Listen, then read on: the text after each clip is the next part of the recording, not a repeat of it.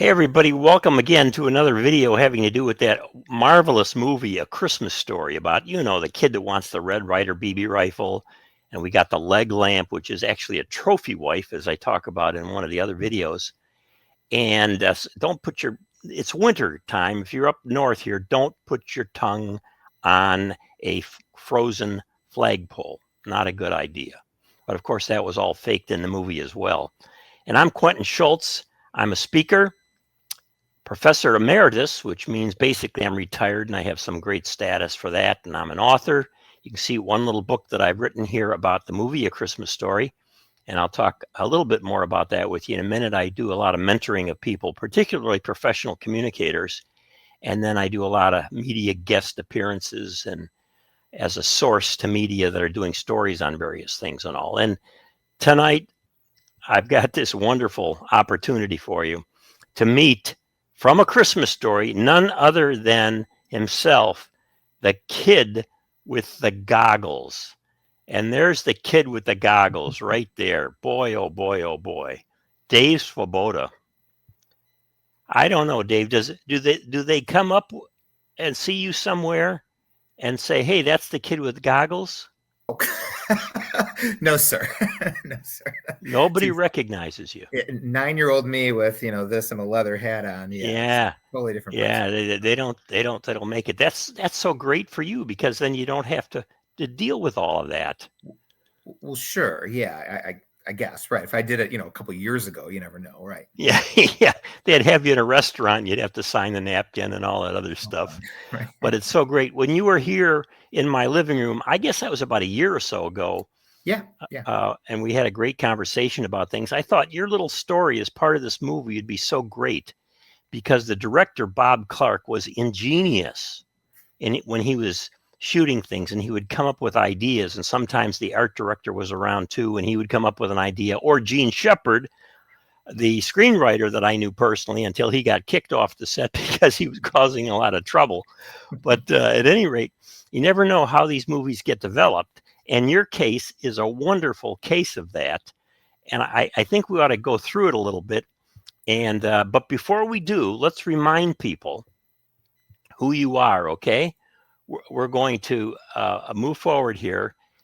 The real boy with goggles in the movie A Christmas Story. And if you can't remember it, then you haven't seen the movie enough.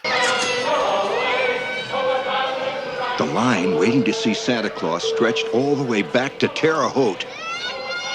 And I was at the end of it. I like Santa. Yeah.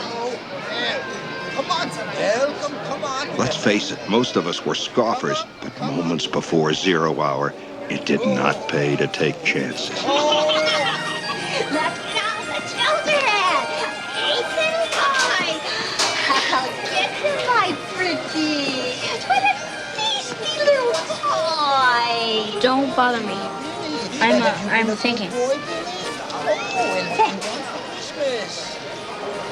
I like the Wizard of Oz.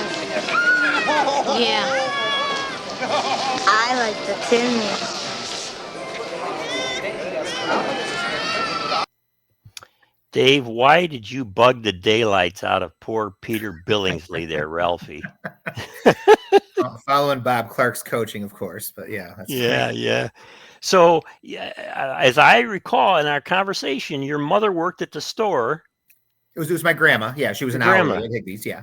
Okay. Yeah. And so tell us how this happened. Right. I mean, to be clear, I didn't audition for it or anything, but yeah, my grandma as an hourly was encouraged by, management, if you will, to either show up herself to be an extra or get your friends and family to. So, my mom was all about it, and probably no one else was. She dragged me along. Right. And then, somebody's pointed me to an interview with Bob Clark. It's probably pretty old by now, but they asked him about how they, cast some stuff just, on the fly. And they said, we're looking for a kid who's weird.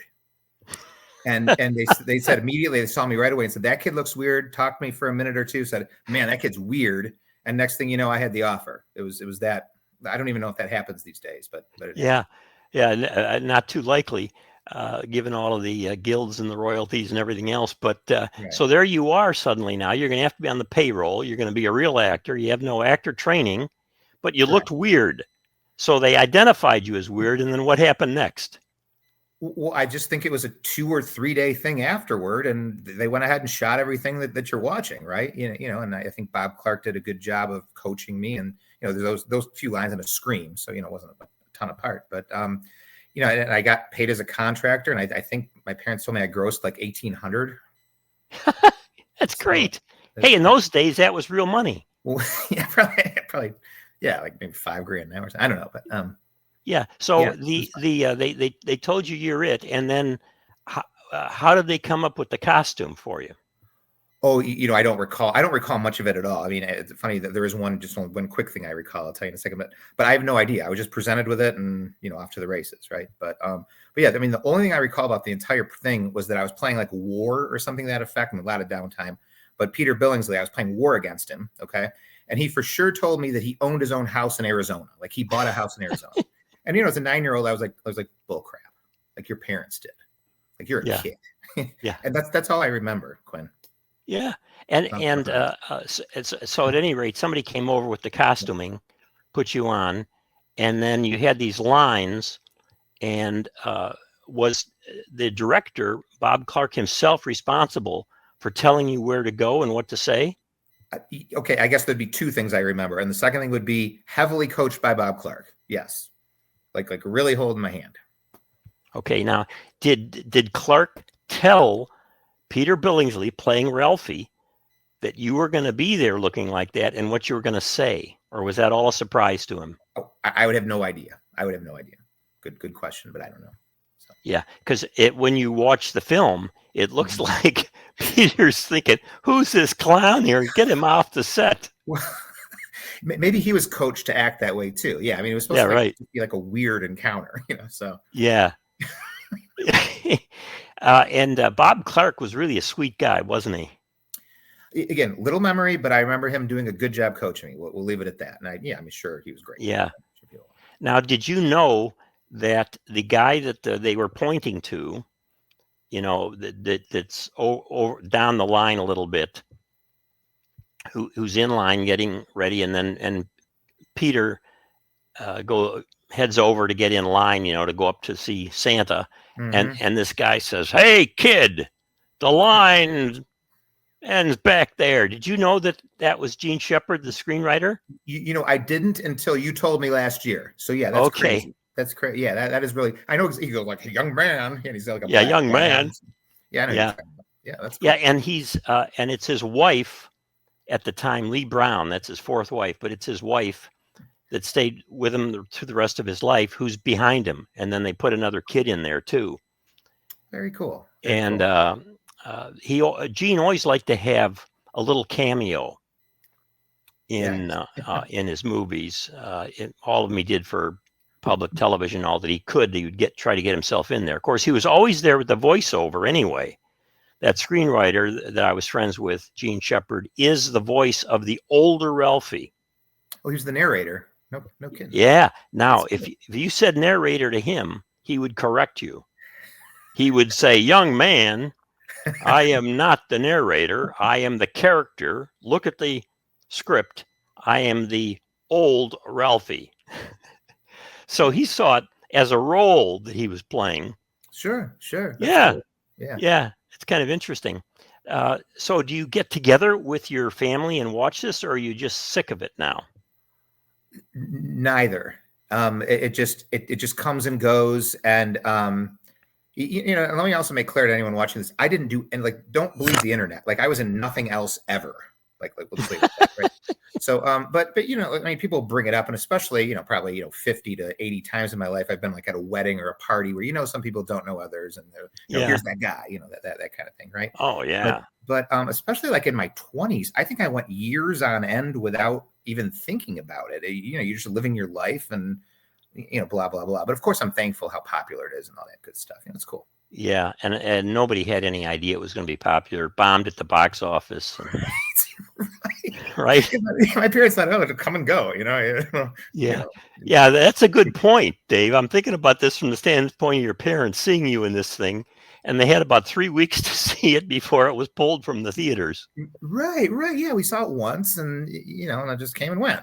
So yeah, it didn't do well, and then of course the VCR came along, And once it was out in VCR, and the old VCR stores, remember, where you'd rent a Oh, of course, videotape? yeah. They wanted family fare. It was they wanted kid-friendly stuff. They like comedies, and they thought, hey, this would be good. So they started buying it. Maybe somebody would rent it. It had a couple of well-known stars in it, and so they started carrying it, and it took off. And then the owners of the property eventually decided, through Turner Broadcasting and all, that they would put it on, and then put it on 24 hours a day, and then put it on 2 channels for 24 hours a day, which meant that the kid with goggles should have gotten about quadruple your royalties on that. We're talking about $4,500 since day one here. So Yeah. Big bucks here, man. So, Yeah. anyway. Yeah. Well, you had a speaking role. That's why you got much money at all. You really have to have a speaking role.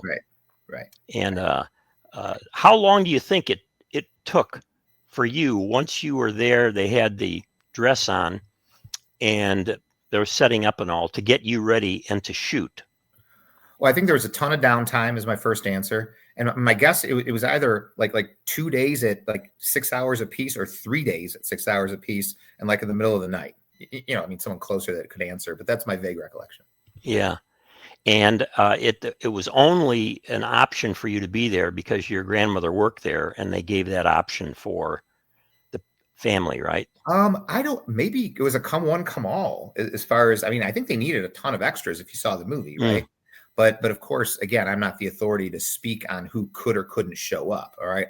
I just knew that my grandma said that it was, it would have been a bad look had you not showed up or had someone you knew show up. Right. Yeah. Yeah. I think what Gene told me was that they were going to open up the interior scenes there to, first of all, to people connected with the store. Okay. And then the owner, Mr. Higbee, I guess, the owner of the store, approved of everything. And then, and of course, outside, when they shot the scenes outside, it was a whole different deal with the parade and everything, all kinds of extras there. Yeah, sure. That would have been more come one, come all. I got you. It hasn't been Higbee's since like the late 80s, I'm guessing. Right. Yeah. Okay. Yeah. I don't even know if it's still a department store. I haven't been by there lately. Is it? No idea also. I mean, my parents live way out in the burbs, and I don't live around there. So yeah, that's great. Well, it's been fun to meet you. We met through a common friend, and then to have you over at the house, and now to be able to share this a little bit. So just remember out there, gang, any other things beside what we just covered in this interview right now about Dave Svoboda out there and his role in the movie and other movies, and what a great star he is. He's only a star in this movie. This is it. Don't believe the internet. Don't believe the internet. Yeah, it's a good lesson. It's amazing what people come up with out there. So let me just mention here too. Well, there we go, right there. That this whole thing was a setup. They set all of this up in that store. It was not something that was there year by year, but it was done just for the scenes in here that you got to be part of. Really, really quite a remarkable thing. If you like this, what we've just done now, go to my new YouTube website here. You'll shoot your eye out. Life Lessons from the Movie A Christmas Story. It's related to the book. And if you're interested in my book, it's out there. It's available. It's a good Christmas gift. This is how I make my $4,500 here by selling the book. You'll shoot your eye out. It's a good read. I imagine you learned a lot of fun things reading the book, Dave. Yeah, I mean, it's so helpful that you and Shepard were buds. What an authority you are, right? Yeah, it gave me a lot of insights to the extent that you could believe them and all. And you can get a signed copy of the book from me at that website that's right there. You can use the code with your phone or go to the website down below. Unfortunately, I can't get anything signed by Dave, but if he changes his mind and he wants to move into the millionaire category, we'll get photographs. We'll get some goggles for you. Actually, it could be anybody. I could put the goggles on and pretend I'm you. Hey, you never know, right? I mean, You we're never not know. that far apart in age, right? Yeah. All right. Hey, it's been great, Dave. Thanks so much. Oh, you're very welcome, Quinn. Great seeing you. Yeah, good to see you again. Okay, adios, buddy. Bye. Take care.